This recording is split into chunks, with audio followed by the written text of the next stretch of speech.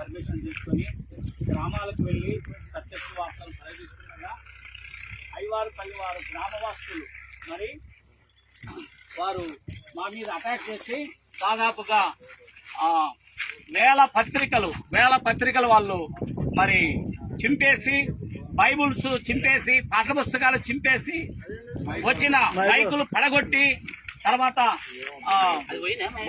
మరి ప్రతి ఒక్క దైవ సేవకునికి ఒట్లు పెట్టి జై శ్రీరాము అని అంటేనే మిమ్మల్ని స్వామిస్తాం, లేకుండా మిమ్మల్ని అందరినీ చంపేస్తాము, మీకు ఎవరడ్డం వస్తారో చూస్తామని వారు అన్నారు.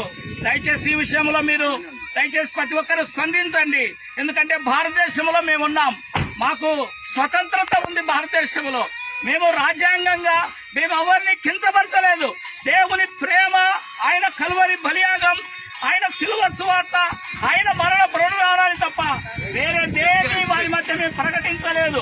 సిలువ వేయబడిన యేసు క్రీస్తు వారి సహోదరులందరినీ తీవ్రంగా గాయపరిచారు. అలాగే వారికి ఇష్టమొచ్చినట్లు బూతులతో మాట్లాడారు.